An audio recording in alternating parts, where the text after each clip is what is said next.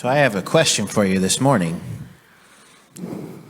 Who here liked that story that we just shared?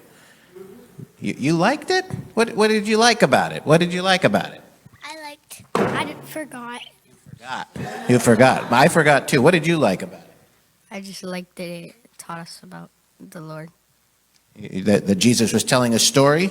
You liked that part about it? Well, I'm glad you liked it, because when I was preparing for today and I read that reading, I didn't like it.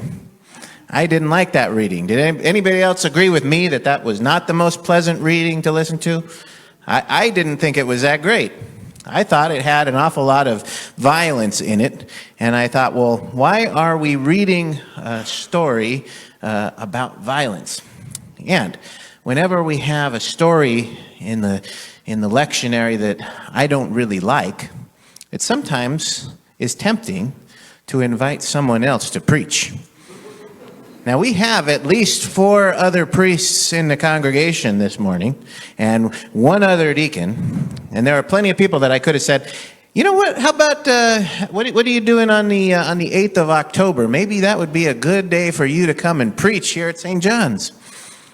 But that would be taking kind of a back door out, right? Having somebody else talk about the things that I don't want to talk about, right? And we could always punt, right? Just because the gospel is the gospel that it is, doesn't mean we have to talk about it, right? We could always talk about something else. There's lots of things going on here at St. John's. Our veterans ministry, for instance, fed 100 meals the other day on Friday at U.S. Vets. We could talk about that. We could talk about our pledge campaign that's kicking off right now. We could talk about lots of different things. And punting can be a good strategy. It's a strategy that I wish the Fighting Irish would have used last night when it was 4th down and 11 at their own 30-yard line with 10 minutes to go in the game, down by a touchdown, and they didn't punt and they went for it, didn't get it, ended up going down by 2 touchdowns, and the game was pretty well over by then. So punting can be a good strategy, but we're not going to punt today. We're not going to punt today. We're going to talk about the readings because it's important for our growth if we do things that are uncomfortable. Now, do you agree that sometimes you learn by things that are uncomfortable? Would you agree with that? Yeah.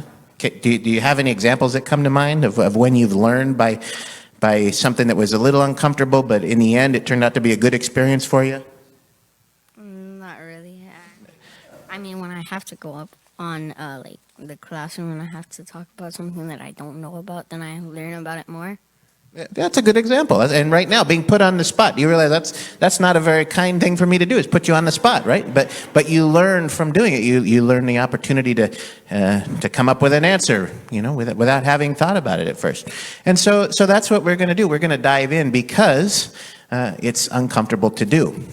Now, when I was a kid, and even now it's true, I used to like watching movies, and I still like watching movies. I like Batman. Anybody like Batman? Who likes Batman? Okay, and in Batman, do you know who the good guys are and the bad guys are? I know some of the good guys. Who's the good guy in Batman? Batman. Batman, obviously. How about some of the bad guys? Does any of you know some of the bad guys? I heard Joker, Riddler, the Penguin, right? So we know that the story has good guys and bad guys, right? Now, when I went off to study literature in college, I learned that the good guys and the bad guys, they have actual names. There's protagonist is the good guy and antagonist is the bad guy. But I think good guy and bad guy is a little more fun to talk about. And when we're exploring this kind of a story, we want to see who in this story seems to be the good guys and who seems to be the bad guys. Okay, so let's start there. Who do we think are the good guys in this story? Are there good guys? I'm sorry? The planter, the vineyard owner, right? The landowner. I think the landowner is kind of the good guy because he's just kind of living his life. He's trying to earn a living. He's got some property. He put his property to work. He planted some grapes. Now it's time to harvest the grapes, and he's going to sell some of the grapes, and he's going to turn some of it into wine. He's just running his business, right? His son could be right up there with him. Absolutely. His son could be right up there with him as one of the good guys. Now he's got some servants who he says, okay, now it's time to go off and do some work to make some money off this land, right? To sell the wine. And so he sends his staff off to go collect the grapes. And what happens? What was that? They don't like the wild. Well, they beat the servants, right? The bad guys. I would say the bad guys are the people who are living on the land right now. Would you agree? Yeah. So those are the bad guys, is the people who are living on the land right now and taking advantage of what's happening. They're trying to beat up the man's servants, and then he sends another round of servants, and they beat those servants up. And then he sends, well, certainly my son, they'll respect my son, right? Sends his son, and what happens to his son? But his son gets killed. Well, that's not a very good story. And at the end of the story, we're told that the Pharisees figured out who they are in this story. They figured out that they're representing the bad guys. Because these stories that Jesus tells, they're called parables. And parable is a word that's kind of similar to a word parabola, which is a shape. It's a geometric shape that looks kind of like a U shape. Right? And a satellite dish is a parabola. And so a satellite dish collects radio signals and then directs them to a certain focal point. And that focal point has something called a feed horn, and the feed horn translates that signal into audio and video so that we can watch it on TV, listen to it on the radio. And that's what the parable is trying to teach us. It's trying to focus our attention on somewhere that's not actually in the story, but somewhere that the story is applicable. And so the Pharisees seem to be the people that Jesus is directing this story to. And we hear a lot about the Pharisees, don't we? Have we heard the Pharisees before? And the Pharisees are not often portrayed as the good guys, are they? Usually when we read about the Pharisees in the scriptures, the Pharisees are not seen as the good guys. Okay? So what is a Pharisee? That's the question we have to ask. What is a Pharisee? And a Pharisee is a Jewish religious leader at the time.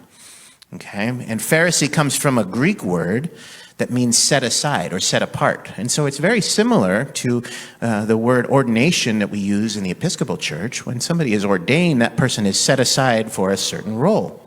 Okay, so the Pharisees were religious leaders. And sometimes they were very strict followers of all the rules and the guidelines. And sometimes they had their own ideas for how Judaism ought to be practiced. And it's important to be clear here that Jesus is not talking about all of the Pharisees. He's talking about a very specific group of Pharisees.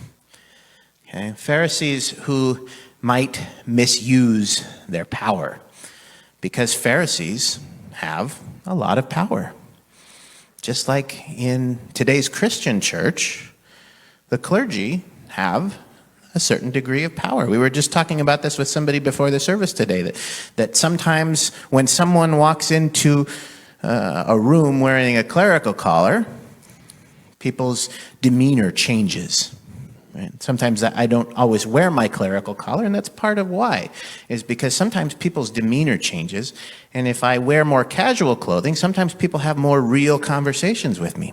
But even when I'm not wearing a collar, I still have some power in that I'm a priest, right? There's people lend authority to things that I have to say, and I have more power than some priests, being a rector. Not all priests are rectors, and so I have power in that regard. I have say over what happens with our finances here at the parish, and I have day-to-day operations, and I have a staff that I am responsible for overseeing. And so it's important that when I use that power, that I'm using it on behalf of what's good for St. John's and not what's good for Father Tim. Right? And hopefully those two things line up, right? But when they don't, it's important that St. John's always comes first, because we've all heard stories of clergy who don't exactly behave properly, haven't we? Have you heard of stories of priests who didn't behave properly? Maybe not. But sometimes priests don't always behave properly, and that is a misuse of power. When those Pharisees were misusing their power, those were the Pharisees that Jesus was getting down on. Okay? And the reality is, many of us have power, and power is not inherently bad. In fact, it can be used for good, and it ought to be used for good. When someone runs for political office, that person has power. And if that person read today's gospel reading, then hopefully they will use their power for something good. Right? You probably have aspects of power in your life. If you have children, for instance, or grandchildren, or if you have employees, if you own property, if you have any wealth, or if you have influence over other people, then you have power. Okay? And we're called not to say we don't have power, not to give up our power, but instead to use our power for good in the world, right? And not for evil, because Jesus says at the end of the scriptures that the kingdom is going to be taken away from those people who misuse their power, and it's going to be given to people who use their power appropriately instead. Okay? So all of us have a certain degree of power, and as I said, power is not inherently wrong. It can be a good thing, but we want to use our power to enhance the world, to empower people, to make people feel like they have some ownership, right? Because as we talked about earlier, sometimes getting out of our comfort zones, we learn and grow, right? Well, sometimes when we feel empowered by other people who raise us up and lift us up and don't stuff us down, sometimes we feel empowered and we feel invigorated and ready to act, okay? So who do you think we're called to be? Do you think we're called to be the good guys, or do you think we're called to be the bad guys? The good guys. The good guys. You think we're called to be the good guys? I agree with you. And I don't think we want to be like those Pharisees that Jesus is talking about. I think we want to use our power to make the world a better place. Do you think we can use our power to make the world a better place? Okay, well then you heard exactly what I was trying to get across. So I'm glad to hear it. That's what we're called to do. We're called to use our power. When we leave this building today, let's go out into the world and let's be the good guys. Amen.